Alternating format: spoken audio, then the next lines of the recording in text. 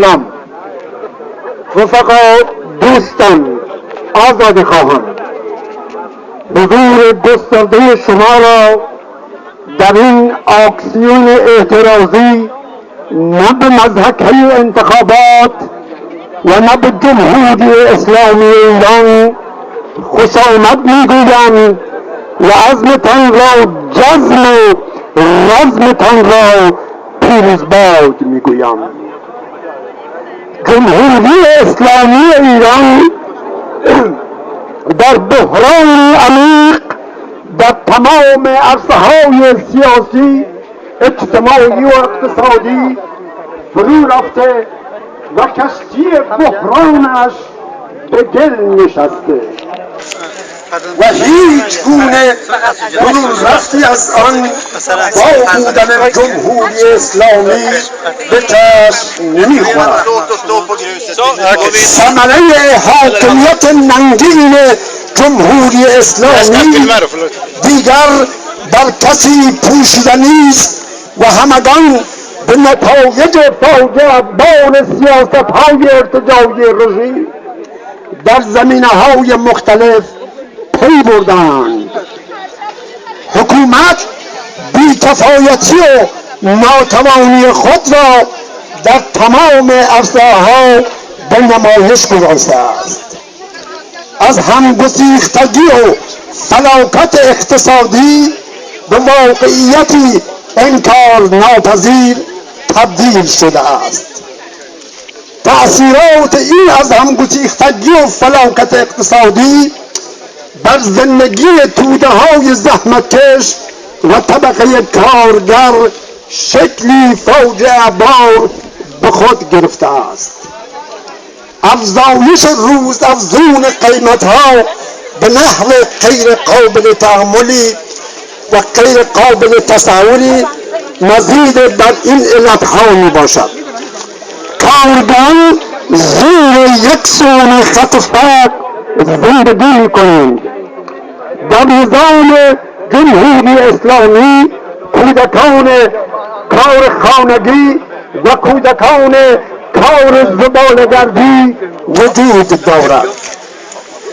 در جمهوری اسلامی هیچ گونه آزادی وجود ندارد.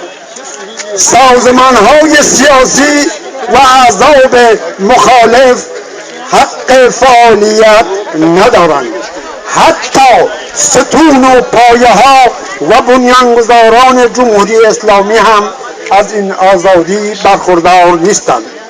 رهبران کارگری، نویسندگان، روزنامه‌نگاران در زندان به سر میبرند.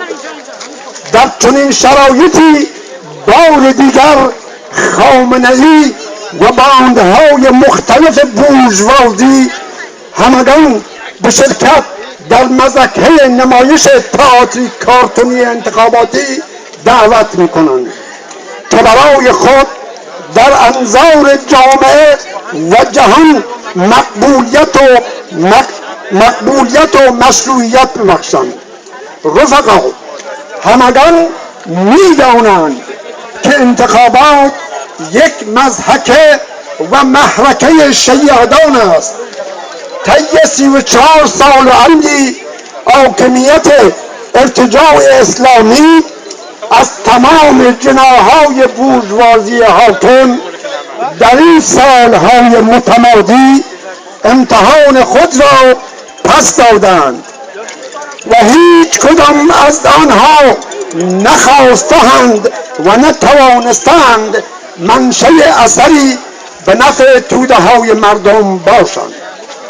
ما اعلام می‌داریم از آن جایی که انتخابات چیزی را به نفع مردم تغییر نمی‌دهد و فقر و فلاکت و معضلات بیشمار مردم نه با تغییر این جناح و آن جناح جمهوری اسلامی و نه با صندوق رای برطرف می‌گردد. تا وقتی که جمهوری اسلامی حاکم است، تغییری در بهبود و وضعیت توده‌های مردم و مطالباتشان صورت نخواهد گرفت. بنابراین ما اعلام می‌داریم از آن جایی که سگ زرد برادر شقاله است و از آن جایی که گرگ سیاه و سفید ندارد و از آن جایی که تمام جناح‌های رژیم همگی سر و ته یک کرباسند و همگی ستون و خیمگاه نظام سرمایه‌داری و عاملان و آمران قتل ها و جنایت ها و سرکوب و غارت و چپاول کشور و متجاوزین و متجاسرین به اندک سفره معیشتی کارگران و زحمتکشان هستند. بنابراین اعلام می‌داریم نه به مذاکره انتخابات و با مرگ بر جمهوری اسلامی. زنده باد آزادی، زنده باد سوسیالیسم. نان